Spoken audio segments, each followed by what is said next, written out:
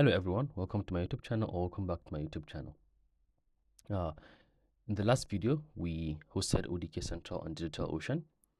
On this video, we're going to look at the ODK Central Interface and upload a form or two and see how to navigate the interface or the web interface.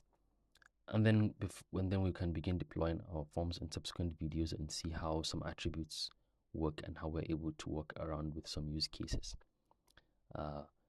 As you can see here, first of all, you land on project. This here gives you some very basic information you need. It gives you the number of projects you have. Currently, we have 3, and then the number of users, and then a link to the documentation, also a link to the forum. This question mark here allows you to see the version. Currently, the latest version is version 2024.1, and let's see the version we're running. We're currently running version 2024.1, which means you're on the latest version. If you are not on the latest version, there is a documentation on how to upgrade your ODK Central. I'm going to leave the link to the documentation in the description of the video. You can go through it and see how you're able to upgrade your DigitalOcean to the latest version. This is for you to change the language, and this is to see the user logged in. Under users, you're able to see the users that are within the system. Currently, these are the users we have. This is the only user, which we saw here. We only have one user. And for system, you have the server audit log. This is a very transparent, allows for transparency. If you're working with cross-functional teams or you're working with multiple stakeholders and you want them to have access, this allows you to track who does what on what project. You can filter by action, and you can also filter by the date range to see from a particular date range who did what. And for usage reporting, this is for the ODK Central team or the ODK team. This is where you allow your server to share metrics with the team anonymously, of course, so the system can be improved.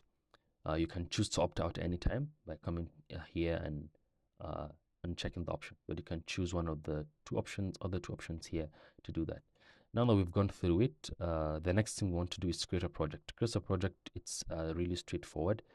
Next to project, you can see new. We already have 3 projects here, so we're going to click on new and we're going to write tests. So the name of our project is going to be test. Once we click on test, it's going to give us this interface. These are the options under each project. We have the overview. This shows you the forms you have. The entities, this is a new feature in ODK. We're going to look at it in coming videos. It allows you to collect longitudinal data and manage them over time. The next one is project rules. Project rules. If you have more than multiple users on the system, but you don't want them to have admin access on a site-wide administrative role, you can choose to give them roles in the specific project that's relevant to them. And these are the roles you have: project manager, project viewer, and data collector. You can read through and see what are the specific privileges they have, and you can assign them to each user specifically based on your workflow. The next one is app users. With app user, this is where you set up the access for ODK Collect, where you're able to typically represent a row or a particular point or interface where the ODK Collect is able to access the forms on this particular project. You can have multiple app users depending on your workflow. You can have for individuals, if you don't have a large team, if you have say 5, 7, 8 people, you could have an app user for each of them. But if you're working with large teams and you have them, you can group them into particular groups. Say you have teams in particular LGAs, or you have them in particular working on particular interventions, or you have them in particular communities, and so you can group them and give them access. And this is where app user comes in handy under form access. Now I'm going to quickly create an app user here. So I'm going to create an app user and call them demo. Now with demo, you can have the QR code for demo and then scan it, and this gives the configuration to the ODK Collect for this app user. But demo doesn't have access to anything yet. You can always come back and click on configure C code to view the code, and that's going to bring out the QR code again, so you can always scan it. Now with form access, and as you can see here, we have demo. So this allows you to give access to multiple forms to multiple app users. So if you have multiple app users, they're going to appear here, and you can give them access to different forms accordingly. Each form has three states that they can stay on. You have open, you have closing, and you have closed. These are what they do. Open allows forms to be downloaded and to be sent to the server. Closing only allows forms to be sent to the server. That means a submission that has been completed, but you can't download a new form. And close everything altogether. You can't send in submissions and you can't download. Usually in our workflows, a day or a few hours before the data collection ends, we move the data, the form state to closing to allow all submissions or all forms that have been completed to come into the server, and then on the final day, we move to closed. So you can work around with this according to your workflow or according to the project you're working on. And then under settings, this is where you have your encryption. Once you enable encryption here, this is where you're able to set a password for your submission. There are certain things you are not able to do when you enable encryption. When you click enable encryption, you're going to see the list. If it's something that you're comfortable with or you're happy with, you can go ahead and enable encryption, or else you can just leave it as is. Mostly when you enable encryption, you're not able to connect to external apps. You're not able to connect to, say, Power BI or Excel or Python to analyze your data or visualize it. You have to download the data, and you need the password to download the submissions. If you don't have the password, you've lost your submissions and you cannot retrieve it. So if you're encrypting your submissions, then ensure you keep your password safe. And this, as you can see, says danger zone is for archiving project. Currently, if you archive project on ODK Central, it doesn't allow you to unarchive it. So if you are not sure about the life cycle of a project, if you don't want to archive it, you can always click on you can always revoke access from app users, close the forms, and everything is fine. But if you're absolutely sure that you're done, you can always archive the project. So now we're going to come back to overview and then click on this to upload any form. So I already have a tab open here, so I'm going to drag my form and drop it here. So one thing I like about this is on the previous videos we worked on XLS form. We validated them on the on the site, and it gave us two options, either to preview or to validate or to download the submission. Now, if you download the XML version, you can upload it here, but personally, I love working with the XLS because it allows me to go back to those versions within the server without having to open the file I have. So in some cases, I might not have access. I might be working from another device or from my phone, so I'm able to just download the definition from there. But if you're working with XML, you're not able to do that because you're not able to edit XML files. So I'm going to go ahead and upload. Now, because I'm using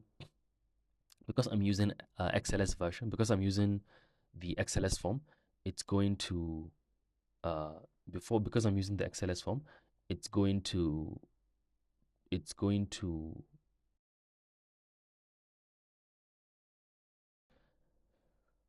now, because I'm using the XLS form, it's going to validate here and then upload. If there was an error, it will show me the error, and then you can always change it.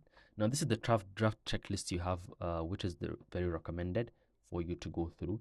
You can upload a new definition or revised form definition if there is an error with this one.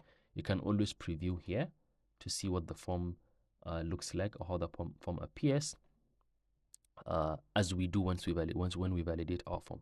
So if you haven't done that, you can always use this option to validate, to view and see it to ensure that it works the way you want it to work. And then for definition, as I said, you can always download the XLS version. So if I were accessing this server from a different device, I can always download this XLS version and work on it from there and upload it. And then if I come back to my device, I can download this particular new definition and continue to work on it. So that's one of the reasons I like using XLS as opposed to XML. You can upload new definition as update. In the previous video where we discussed settings sheet, we said you can only update a form which the settings ID is the same. Now, if the form ID I'm updating this form to is not the same, it's not going to upload. Of course, there are certain changes you cannot make to your form when you're updating. We're going to see that once we begin uploading the forms and seeing and making changes. There are certain changes you're not allowed to make once you begin, but there are workarounds, and we're going to look at that. And then you can publish draft if you're done, or you can abandon to delete it. Now we're going to look at the testing tab. Now this testing tab allows you to test forms. It gives you a QR code here, as you can see, which is a temporary QR code. Once you publish your form, this QR code is discarded and along with the submissions that come in. So you can scan the QR code with ODK Collect to see how it works. It's going to be a draft form, and you can also use the link here to fill out a form. So I'm going to fill out a form, only the required questions, so we see how the submission, the tests tab works. So when we validate our form, usually this shows validate, but now it shows submit. So we are going to do that here. So math, English. Now submission has your data was submitted. We can close this tab and go back to ODK Central. And once we refresh, you can see that the submission has come in. And as you remember, when we were creating our forms, we said the name column is what is going to be used as column headers, and also the name column under choices is what's going to be used as the option. So as you can see, our label says Islamic Republic of Iran, but our name column is IR, as we created our forms. And also these are the column headers we use: ethnic group, age, height, and this is how your form is going to appear. So you can send in as much submissions as you need. Maybe you want to use this to create a data cleaning or data visualization template before your data begins to come in. So you can use this draft template. But once you publish your form, it discards this submission along with the QR code. Or you can always download the submissions to work on them afterwards. So we're going to go back to status. Because we've sent in a submission, this has checked. If there was a change or an error we wanted to fix, we can upload a new definition. And then once we're happy with everything, we can publish draft. So we're going to go ahead and do that. This is a warning. Sometimes it's good to read and see what it's saying, so you ensure that you know what you're okay in. So now these are the options we have. We have versions. As you can see here, these are the version of the form. So if we upload new version, it's going to show it. As you can see, as we said, this allows you to track the version. So we specified the version as 2024. This is the version we had on August 5th at 12:38. So you can always view the versions that have been uploaded and the person who published the version, and you can also go back and download the XLS version of that particular version. The submissions, once you begin submissions begin to come in, you're able to see the submissions here, and then you have the public access. So things like self-reporting surveys, like tools, self-reporting survey tools like SurveyMonkey or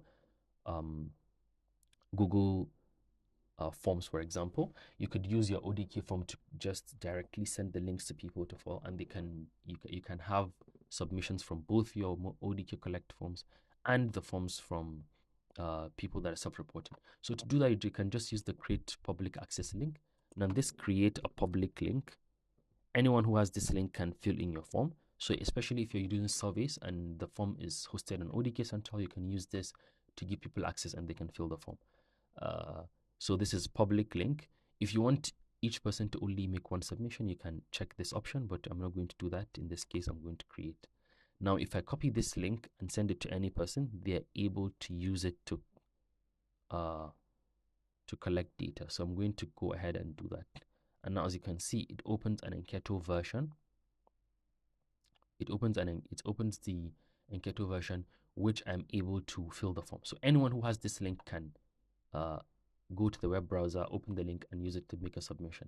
If you restricted it to a single submission, it's going to restrict it to a single submission per user.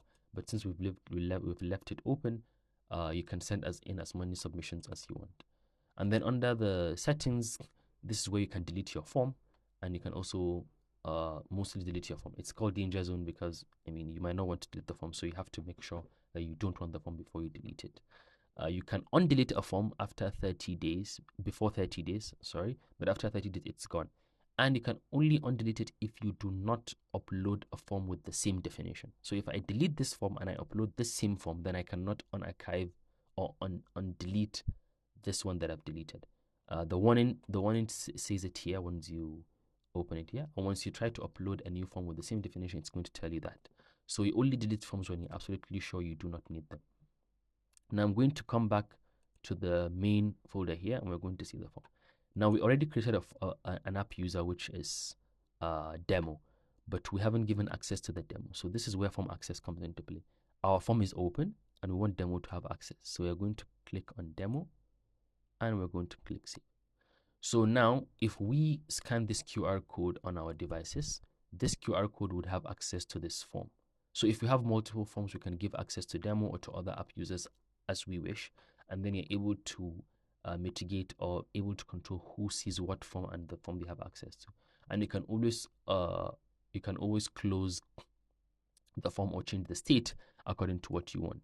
And so this is how the interface is. You can navigate. It's pretty straightforward. This gives you the state of the form. You can navigate through it, see how it works. Uh, in the next video, we're going to begin. We're going to use our ODK Collect, download ODK Collect on our Android devices, and begin to see how these forms work. Uh, this video actually took me a while to record. I don't know, for some reason my screen recorder kept closing, so I had to record 4 times. All the projects you see were for each video I created, which I ended up losing. So if you've watched to this part, a special thank you for you. I think this means a lot. Uh, thank you very much for watching. Subscribe. You subscribing to the channel will mean a lot. Click the thumbs up. Click the notification bell. If there's anything you're not clear about, or a suggestion or anything, you can leave it in the comment section. I would really appreciate that. Thank you very, very much for watching. See you in the next one.